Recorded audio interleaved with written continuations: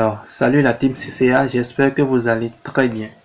Je suis très heureux de vous retrouver au niveau de cette nouvelle vidéo, d'accord, pour une nouvelle astuce Windev.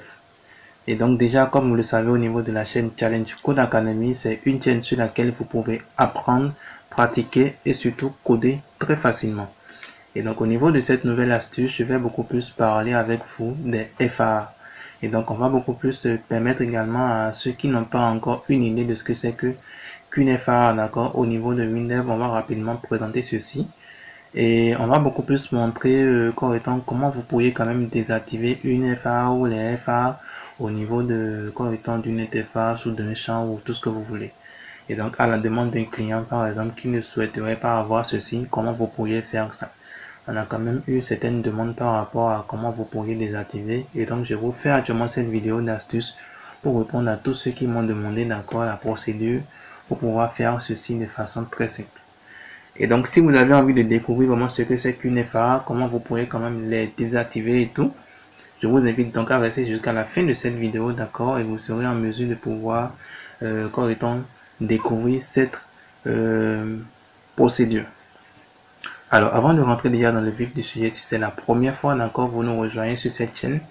Déjà, Challenge Code Academy est une chaîne, d'accord, sur laquelle vous êtes en mesure de pouvoir bénéficier de formations gratuites, de tutoriels gratuits, d'astuces, de conseils, d'accord, dans le domaine de la programmation. Et donc, si vous avez envie de bénéficier de tout ceci de façon vraiment régulière, je vous invite donc à vous abonner à la chaîne si vous n'êtes pas encore abonné, bien sûr, et à activer la cloche pour pouvoir bénéficier de toutes les notifications, d'accord, liées au prochain tutoriel à venir au niveau de la chaîne. Alors, on va très rapidement rentrer dans le vif du sujet. Comme on l'a dit actuellement, on va beaucoup plus parler des FAA au niveau de Windows. Alors, chers amis, déjà, c'est quoi une FAA? C'est qu'il faut déjà comprendre que quand vous créez, d'accord, une application, comme étant à partir de Windows, Windows propose beaucoup plus aux utilisateurs de l'application de nombreuses fonctionnalités automatiques.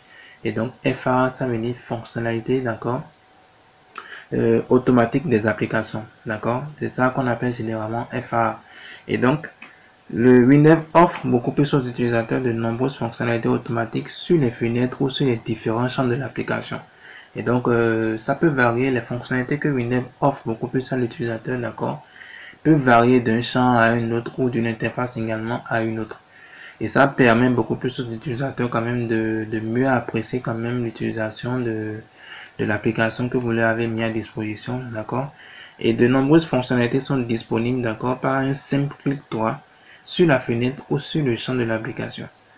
Et donc de façon très rapide, déjà ça permet vraiment aux utilisateurs non seulement de bénéficier des fonctionnalités que vous aurez implémentées, d'accord, au niveau du projet, au niveau des interfaces et tout, mais ils pourront encore beaucoup plus bénéficier d'autres fonctionnalités, et cette fois-ci ce sont des fonctionnalités prédéfinies déjà par défaut comme étant au niveau de Windows et qui généralement est appelé fonctionnalité, d'accord, automatique des applications. Et donc très rapidement je vais déjà vous montrer ce que c'est qu'une FAA. Je vais prendre l'exemple actuellement de l'interface que vous voyez au niveau de votre écran, d'accord. Et au niveau de cette interface, par exemple, les FAA sont activés. Et donc, on va voir par exemple quels sont beaucoup plus les FAA que Windows offre à l'utilisateur, d'accord, qui est en train d'utiliser cette application, donc qui est en train de manipuler cette interface. Et donc, très rapidement, je vais tester. Donc, on va lancer le test. Voilà. Et donc, comme on vient de le dire beaucoup plus, si j'ai envie d'accéder, d'accord, au FAA disponible au niveau de l'interface ou au niveau d'un champ, je dois juste faire un clic droit. Et donc, quand je fais un clic droit au niveau de l'interface, vous voyez, j'ai vraiment la possibilité de pouvoir faire plusieurs actions. Donc, il y a quand même plusieurs actions qui sont prédéfinies déjà par Windows. D'accord, il y a déjà des FAA que je peux vraiment utiliser de façon vraiment très simple pour quand même bénéficier, voilà, d'autres fonctionnalités vraiment complémentaires. Alors, en exemple, par exemple, regardez, on vous donne peut-être la possibilité de pouvoir personnaliser votre interface, d'accord. Vous avez la possibilité, par exemple, ici, de pouvoir, ouvrir ou créer, par exemple, une note de repositionnable. Donc, supposons que je vais créer la note, je crée la note, et je peux mettre actuellement l'information que je vais écrire, je mets directement l'information dedans. D'accord. Et donc, c'est vraiment très intéressant. Et donc, là, par exemple, ce n'est pas du tout le codeur, d'accord, de l'application qui a implémenté cette fonctionnalité, d'accord. mais c'est WinDev même qui vous offre, d'accord, d'autres fonctionnalités vraiment automatiques au niveau de vos applications créées à partir de cet atelier-là. Et donc, c'est vraiment très intéressant de pouvoir les utiliser et ça varie vraiment. Voilà, il y a un message tous qui me permet de pouvoir restaurer, par exemple, la note que je viens de supprimer. Et déjà, je peux également accéder à d'autres fonctionnalités, donc à d'autres FAA également quand je clique sur un champ précis également. Donc, quand je viens par exemple au niveau de ce bouton, vous voyez, ça me donne également d'autres FAA. J'ai la possibilité par exemple de pouvoir faire une validation automatique. J'ai la possibilité de pouvoir définir un raccourci clavier, d'éditer par exemple la bulle d'aide. Et donc, c'est un peu ce qu'on met au niveau des FAA. Ce sont vraiment des fonctionnalités vraiment, vraiment automatiques que Windows vient mettre à la disposition des utilisateurs pour leur permettre vraiment de pouvoir mieux apprécier vraiment, leur expérience utilisateur, d'accord, de mieux apprécier beaucoup plus l'application, d'accord, qui a été conçue à partir de Windows. Mais par contre, on a remarqué également qu'il y a quand même certains clients qui peuvent vous demander par exemple de désactiver par exemple les FA au niveau d'une interface, au niveau d'un champ, parce qu'ils n'ont peut-être pas envie de pouvoir accéder à ceci. Et donc, il y a quand même, disons, certaines personnes qui ont peut-être un peu du mal à pouvoir les désactiver. Donc, je vais quand même vous montrer très rapidement comment vous pouvez quand même les désactiver de façon très simple. Donc, je vais rapidement vous déconnecter. Et donc, on va juste faire maintenant un clic droit au niveau de l'interface. On viendra au niveau de la description. D'accord? Et donc, au niveau de la description, quand nous venons, voilà, vous avez déjà plusieurs menus, comme vous le savez généralement ici. Et donc, quand on vient au niveau de lui, vous allez beaucoup plus voir au niveau des options qu'on vous présente, vous allez beaucoup plus voir l'option menu settings. Et là, on vous parle des FA. Et donc, je clique sur la combo. Et je prends actuellement beaucoup plus. Je clique sur paramètres. Vous voyez? Et donc, au niveau de paramètres, ça va beaucoup plus me mettre à disposition toutes les FA, d'accord, qui sont prédéfinies pour cette interface-ci. Et donc, j'ai la possibilité de pouvoir désactiver, par exemple, les FA que l'utilisateur, que le client, par exemple, a souhaité ne pas avoir, ou de désactiver actuellement beaucoup plus toutes les FA qui sont disponibles au niveau de l'interface en question. Et donc là, je vais juste valider. Donc, on va juste appliquer. D'accord. Alors là, c'était beaucoup plus l'image qui est sélectionnée. Et donc, voilà, je vérifie rapidement que c'est bien et bien les FA de l'interface, d'accord, et non de l'image. Donc, je reviens rapidement au niveau de FA, au niveau de paramètres.